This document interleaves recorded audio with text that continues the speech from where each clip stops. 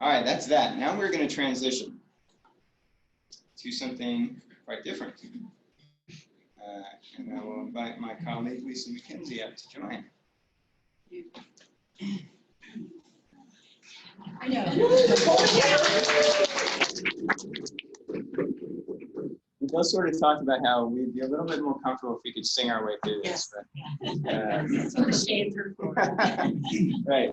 So you guys have probably heard some talk about VDI initiatives, virtual desktop infrastructure, that are going on in OIT right now. I want to talk about that and talk about what AWS brings to the table. So this is application and desktop streaming. Lisa knows a whole lot about what we have been doing. This is not a terribly new concept, but there's some new developments that make it relevant to what we're doing today. What's the history of that? Excellent. Sure thing. I kind of threw this together because I was expecting to do this next Friday, to be honest. That's my fault. So for those who don't know me. Oh, yeah. I can talk really loud, I promise, but no, I can't see. I can't see what I'm talking about. So okay. You got that as well. Confidence screen. If I could just sing to you all, this would be so much easier. So for those who don't know me, my name is Lisa MacKenzie. I'm a systems administrator on the service and platform management team. Yes, my boss just gave me the awesome thumbs up for getting the acronym right. And we manage a lot of the enterprise applications on campus, all of them, most of them to be sure. So our story is that we were on Citrix. I'm sure you all were familiar with it. It was on-prem. We had it for many years, 5, 6, 7 years, I think. And then with our Cloud First initiative, we migrated to, we tested Appstream. It didn't quite work for us. 1.0 wasn't quite the solution we were looking for, so we migrated to remote app. So we're serving up apps through remote app. We tested Workspaces. It's currently only in use in Mendoza, very small pool. And anybody who knows information about this, you're welcome to jump in and give facts. I think there's some engineering, but I'm not quite sure. And I think cost was a pain point initially. It's a little more expensive than our traditional laptops and things like that. So we didn't go with Workspaces at the time. You must have put the turbo machinery. I don't know about that. I did, yeah. We can see. Okay. Pain points. Okay, licensing was a huge pain point. Some apps are not intended to be multi-user, nor do they have any business being in a multi-tenant co-location. Thank you. The user experience for remote app is poor. I wouldn't say poor at best for Windows users, different, very different from Citrix. For the Mac user, it's terrible. We have a lot of problems with that. This was a direct quote yesterday. I think it was Paul. Yeah. He said remote apps is bad for Mac users. He paused and said, it's also horrible for Windows users. So I'm gonna defend the Windows user side, but I don't think it's horrible. I think it's a change management thing. Yeah, what users is a good one? It's just different. Yeah, it's just different. It's just different. So there was a change management component for the Windows users that we had to kind of work through. Again, like with Citrix, the customers didn't know, like, is it on my desktop? Is it in the remote farm? How do I put a PDF on my desktop? The basic challenges that we had with Citrix. And from what I understand, because I don't manage the remote app farm, is that it takes multiple attempts to octopy or get into your app. Correct, Pete? Correct. He manages it, so everybody feel bad for Pete. There's several hurdles you may have to jump to MFA into a remote app. All right, so let's talk about what AWS brings to the table here. Workspaces. Oh yeah, so I watched a leadership session, one of the sessions about end-user computing in general. And their general ethos here is give users anywhere, anytime access to company data and applications on their favorite device. It's important. Bring your own device. We do a whole lot of that here. And on the flip side, help IT be more secure, centralize management, automate things, reduce costs, and empower users. Workspaces. All right. So I went to reInvent as the representative from my team and for endpoint computing, just to kind of see what was out there. So I'm just going to just tell you that I don't manage Workspaces, nor have I deployed it. So I'm just going to just tell you what I know about it. So it's a secure, desktop as a service. Can be provisioned with either Windows or Linux. Pay monthly or hourly or by the minute with Linux, which I thought was very cool. It was a big selling point when we went to reInvent. The big takeaway is that they can access their desktop from anywhere on any device. So your traditional laptop or desktop is effectively disposable. A lot of the places, and we'll talk about some of the examples later, a lot of big places are using Chromebooks and a Zero client, and they're disposable. It breaks, get them another one, $200, no problem. So your Mac Pro is kind of a thing of the past, and there's not the lugging around of equipment like we have today. Pack up our laptop, take it home, set it up, open it up, get on the VPN, do those things. That's a thing of the past with Workspaces. It currently works with Active Directory and SCCM, which is a big plus for us. I think you can go to the next one. So one of the other big offerings from AWS is called Appstream. Unlike Workspaces, actually hit the next one there. It's application streaming. Of course, the idea with all this is it's like Netflix. You're getting a video stream back. Your clicks, you're typing, it's going over the internet to the remote service, whatever. And what comes back is the video. This is currently being tried in all kinds of ways for different applications. Google and Microsoft would both like this to be a thing for video games, and they're trying services right now. Google Stadia is a thing, and xCloud is coming soon. This is potentially the future of a lot of things. And it's only getting better. With Appstream, it's application streaming, so you don't see a desktop. You log in, you see applications specifically that are provisioned for you. So because you don't see a desktop, you're not really dealing with local storage. And your environment's a transient. With Workspaces, we kind of made a joke when we were talking about this yesterday. There are many like it, but this one is mine because it stays persistent. If you put something on the desktop as a file, it's going to be there the next day.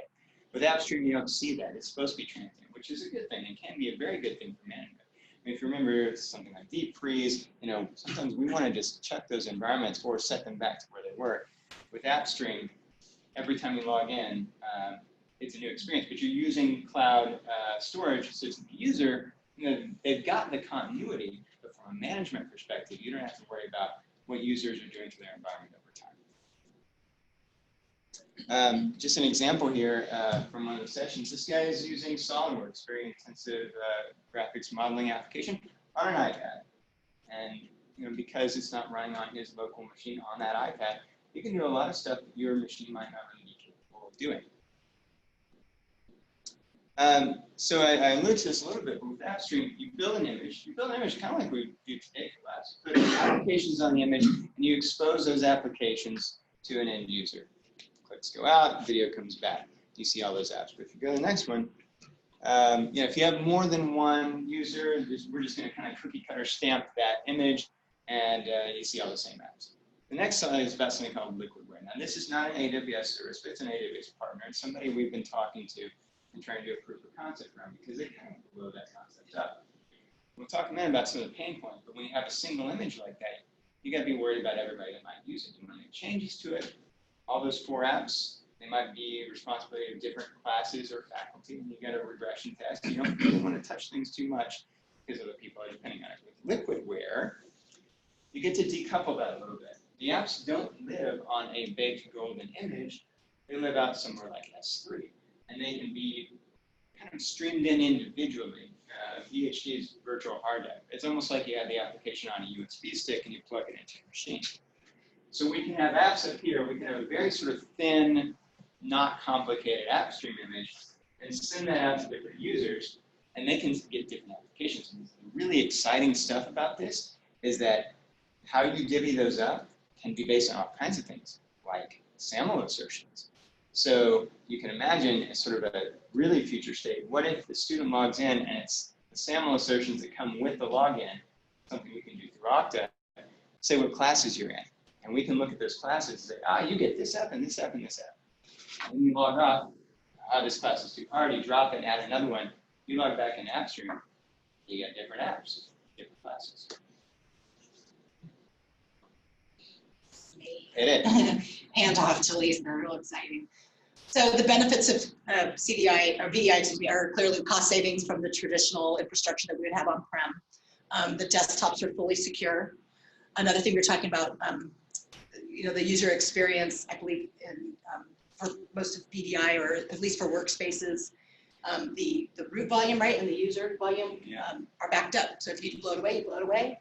The user doesn't know any different, and it's potentially very quick. Then, of course, we have secure remote access. And that kind of runs across the gamut for all of EDI. And these are some, I didn't put any notes in here, but these are just some quotes. I don't know where we got the direct These are quotes fake from. quotes. Oh, fake. But you can imagine them being spoken by someone. Because they're going to use the lab at 2 o'clock in the morning, because that's what I would do.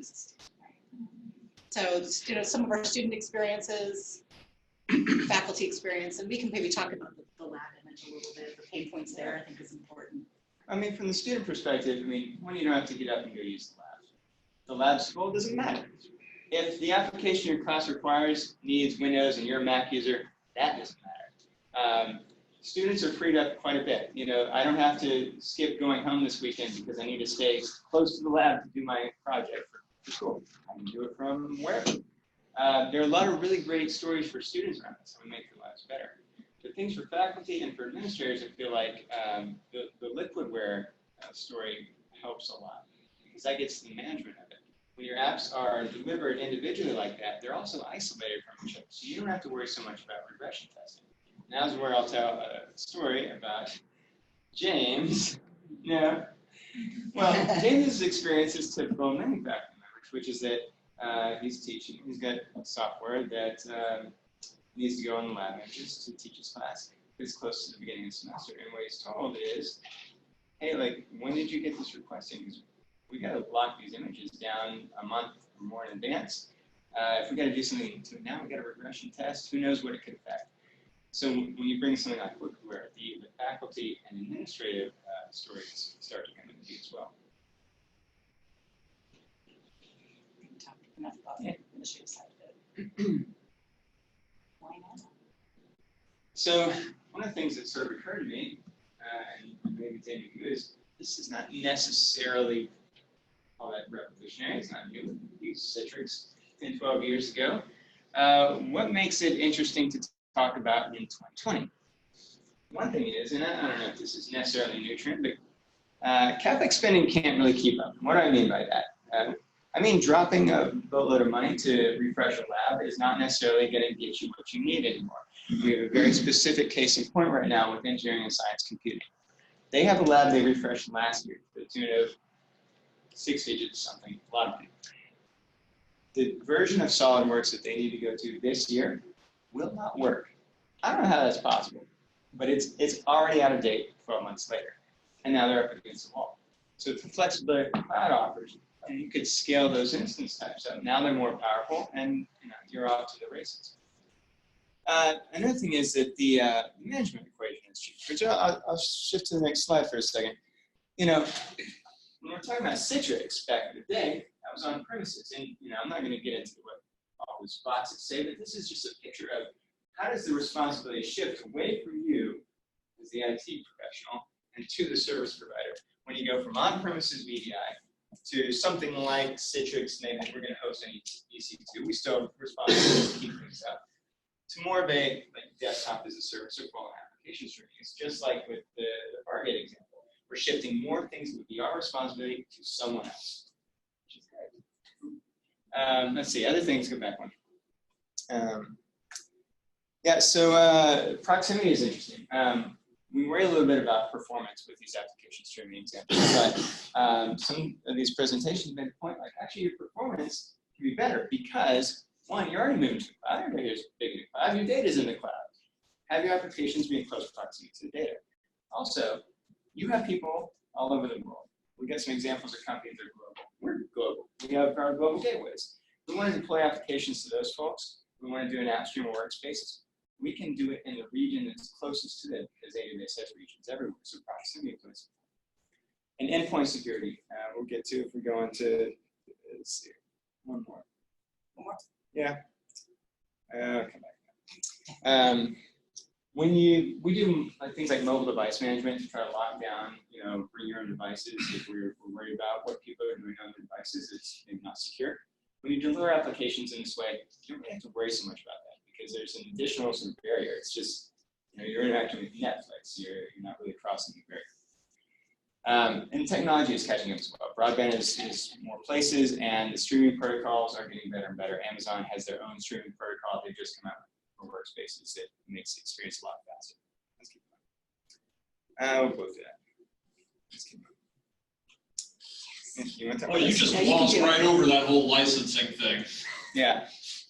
I'm being cognizant of time. The thing with licensing is usually around whether they will allow you to virtualize an application in the future. Most vendors can be talked into it if it's a factor at all.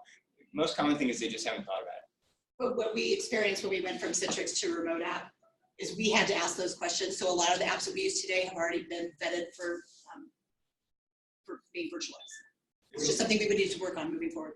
What about global implications with like laws, not just the licensing, but now they have different laws in different countries with Yeah. softwares? We run into that with London. London has very different data laws, and we would just have to investigate how we're going to do it. But we can show an example, and one of the examples is Facebook. How is Facebook doing it? So they have a canned image or a workspace that they deploy to their entire global workforce. Everything is disposable, and they're using these zero clients. So they manage 20,000. It's very big number. They're doing everything workspaces with the zero client. So I'm sure we could partner with other global institutions and find out how they're getting around the data compliance, but I'm sure that we could work through it, and it would be something outside of the technology. But this was really popular for every session I went to. I think Carnival Cruise Lines was using it. Somebody else was using these zero clients. Very small, you can see the scale with the pen. This connects to your display, your Chromebook, whatever it is. And I believe it is encrypted pixels, right? So Yeah. you can talk more about the technology. Tiny computers. Tiny computers. And very durable computers. There are really two flavors of this. One's called a thin client, which might run a flavor of an operating system.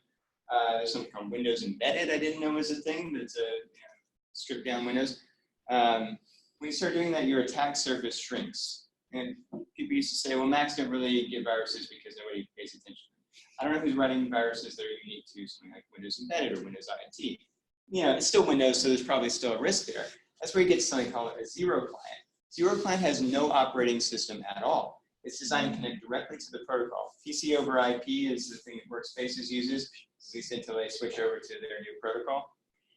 There's no operating system, it's just firmware, and nothing to attack. There's no operating system that can get compromised.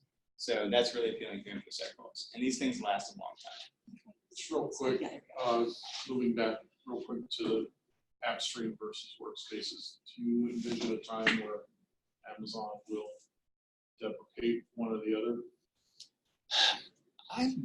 I don't really at this moment. I mean, that'd be a good question to put to them, but it seems like they serve different audiences. I mean, even in our own sort of exploration into this on campus, we see there are some people that want the desktop for various reasons. I would want to challenge those folks, always to maybe see if they could make Appstream work first, just because it's simpler. But I think as long as those use cases are out there, they'll both be supported. Do you need this here? Yeah. Success stories. Yeah. Success stories. So, so I went to quite a few. A lot of the big ones were Facebook, GE, Carnival Cruise Lines, and I didn't go to Johnson & Johnson, so I let Brandon talk about that. But Facebook, what we talked about earlier, was really, really very interesting. They use the zero client. Again, like I said, Workspaces across their global workforce. They have HA with the zero client. I didn't put this line in, the 4-time plan growth of Workspaces. They're looking for more growth, is what it's sounding like. They use on-prem SCCM and AD. Like I spoke to before, they would back up the root volume and the user volume, so there's a problem, they blow it away. Workspaces back up in a few minutes. There's an interface for the connection manager, the Teradici connection manager, which manages all of them, all of the zero clients. So if you need to do an update, I think it does it. I think they had said within 5 minutes you can update your entire fleet, which is also very interesting. This is a snapshot of their architecture, which, as Brandon tells me, is very simple. So, having not built this, I don't know. Looks like it's very simple. And Carnival Cruise Lines, what I liked, some of the themes that I heard, and especially with Carnival, was they did a skunkworks project for Workspaces, and they liked it so much, and it went so well that in 30 days they deployed it to production. So they went from their reservation agents having a laptop they had to take home and had to be secure and VPN and all that, to thin clients, Chromebooks, and full production in 30 days. So the thing that I heard over and over again is don't fear the initial cost. There's always a cost investment. Where they saw almost immediate cost savings was from the support cases. Their support went almost to zero. And most of the things were like, something's happened in my workspace, they blow it away, it comes back up in 5 minutes, the reservation agent's back online. And they have a very small time period to make their money. I think they said like 3 months out of the year is when they make all of their money for the year. So these people can't be down. And then they got around PCI compliance too by going through a third party. So got lots of cool things. Again, things can be done quickly, get it into production. It doesn't have to be a big deal. They weren't expecting to use it. It just worked so well. There they went. So GE, this one was a little more complicated for me. They use Appstream. And they scaled it for 6 time zones because they're all over the world. And they were using these legacy applications to fine-tune turbines and the giant ones you see, the wind turbines. And they needed to centralize them and deploy them, so they use Appstream 2.0. And then I think the important thing that you wanted to talk about was how they allow their application teams to manage their apps. There are a couple of interesting things about this. 2 things jumped out to me that I think are maybe screenshot on the next couple of slides. But one is that, one of the things we kind of worry about is just potential for unbounded access here. These things like these two, they're paid by the hour. What keeps someone from just kind of keeping these things all the time on and racking up charges? How do we actually know how we should set our scaling policies? Because you have to, like with auto scaling, say how you're going to spin up the app stream so that one is there when someone needs to get in. So they looked very closely at their usage, and they had the actual graphs of how of how their usage for these applications changed over time, which let them set really intelligent scaling policies so they tracked how people were actually using these things. They never spent more than they wanted to on delivering these apps. The next slide I think is also interesting because they opened up their workflow so that it didn't just have to be the most technical infrastructure kind of people working on deploying these Appstream images. They could allow someone who's an app administrator in their terms, that for us that would probably be one and the same type of person, but for them it was maybe a less technical role. They could have a person who doesn't really know about AWS package up an application and deploy it to users without really having to involve everybody down the stack. I'll leave this one with you because I did not. Sure. So Johnson & Johnson, they also had a really big Workspaces deployment. The journey here is that they started trying to do it on their own early on. They tried to partner with somebody to do it, and eventually came to Workspaces. This is just going to be a lot easier if we work with AWS. And not all the features they wanted were there at the beginning. This is the beginning of Workspaces. They said we partnered with AWS. We told them what we needed, and they were very responsive to features and enhancements that we needed to make this really work for our business. You can see just some of the numbers here. They're just massive, 32,000 Workspaces deployments. Their churn of employees is 3,000 per month. And it made me wonder, what is our churn of employees? How much time do we spend setting up new endpoint computing environments for people that come on board as new staff or faculty members? And what could we save if we didn't have to do it?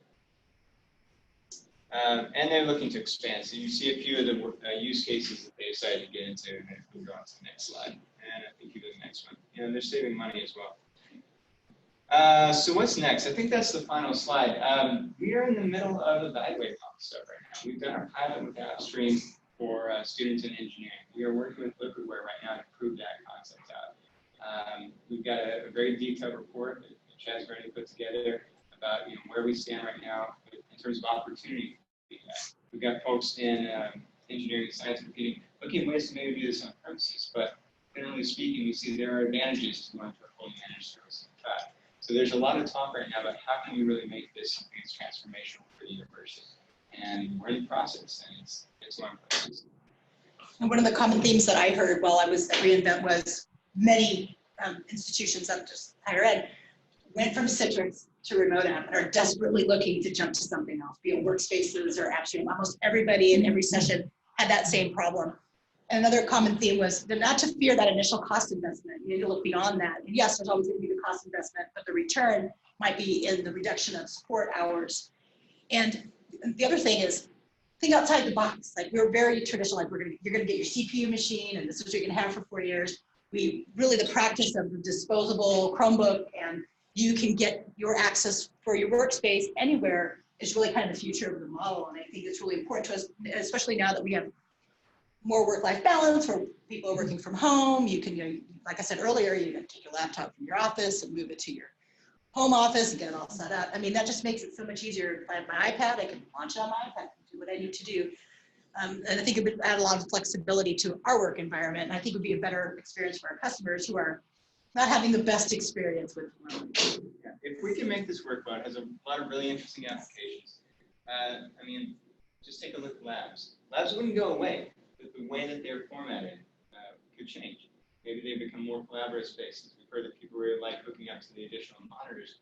Maybe they don't really need the machine that's sitting underneath the monitor. Some people just roll their laptop up and plug in an extra monitor, and that's what they want the lab for.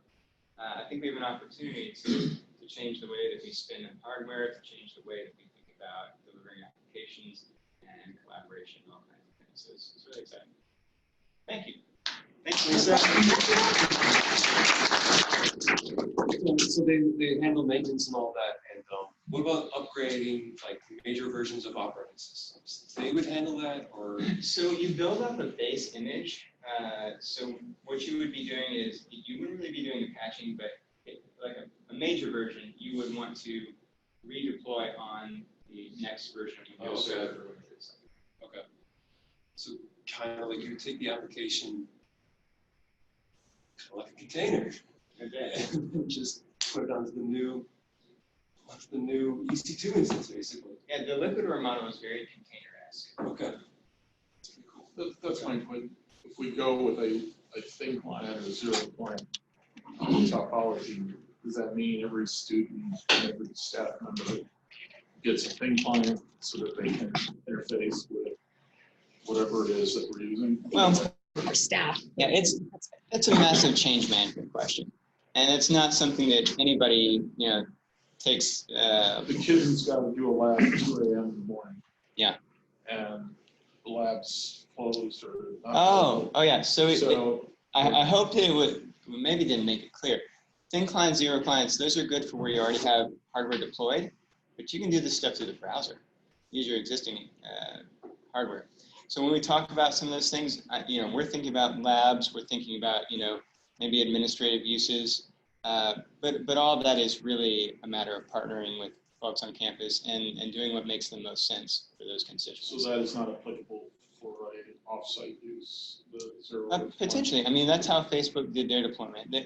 Their big case was we've got contractors everywhere. We don't even consider them actual Facebook employees, but we've got to get them into our applications. So here's a way that we can give them something super standardized. There's no variation in configuration, and it connects to our stuff securely, and it's cheap, and that's how they do it. With no hardware. With the zero clients. With the zero clients, Yeah. so they are dishing out the zero clients to all of their people. So yeah. Were they dishing out the zero clients to those contractors in other countries, or were they using their own computers? They were actually sending them to their contractors. So just hypothetically, somebody loses one or one gets stolen. What then? Is that a All it knows Is that to do breach? is all it knows how to do is connect. Like Yeah. it only knows how to connect. You still authenticate. It's doing like Okta or AD or so something. going Someone back to my loses it. original question, every student, every staff member would have to have a zero client or a thin client assigned to them, correct? That they could throw in their back. Yeah, I'm hesitant to jump to that because that's such a big leap over where we are No today. question, But that's an open-ended you know, question. I it's- think the idea is that it offers flexibility. Right? Yeah. Just like so many of our students in school now have the Chromebooks, right? Like that's, a device that gives you, keyboard and browser type stuff. I mean, that's essentially what this means is that all the processing and all the compute is in the cloud, not on the physical machine. Right. For things where people are more stationary, right? They have, like they go to a lab or to a location, then the thin client plus, whatever peripherals are needed is the max that needed to be invested in order to make that a livable workstation. And you have options. So like there's the thin client, there's the zero client, there's the Chromebook, there's, the low, the laptop that doesn't have all of the beefed up stuff. You don't need to do the work on the laptop, it's done in the cloud. It just says this swath of options is now available based on what your needs are. You're just getting a new. Chad, anything to add? You've been. Yeah, so like CWP, we get $1,100. This supposed to last you for 4 years. Mhm. On average, we're spending about $1,500 per device across the university. And so you could, instead of buying a $1,500 thing, or a lot of us have MacBook or whatever, like my machine was $2,200. And I was able to do stuff in Appstream in our demos that was outperforming my brand new top of the line MacBook Pro, because Amazon's got way more computing power than whatever I'm going to fit into a laptop. So the idea that maybe instead of $1,500 average, you bring that average down to, something a little lower, and you have a machine that frankly might outlast the 4-year cycle that we have today anyway. Because I'm not worried about this having to run some piece of software in 3 or 4 years. So, but the CWP stuff is an opportunity. There's a big gap between where we are and where we would need to be to get to that point. I'm not at a point where I would want to move on my machine to do that, but I could see that in the future. We gotta make the apps Roll with it. What's that? We gotta make the apps All right. Yeah, you gotta get meet it all the over. needs before we worry about what peripherals you're using to get there. So we can keep talking. I want to kind of close out the Zoom for people. If you're still remote, thank you for joining us. Thank you to everybody here in the room. Appreciate it. Come back next week.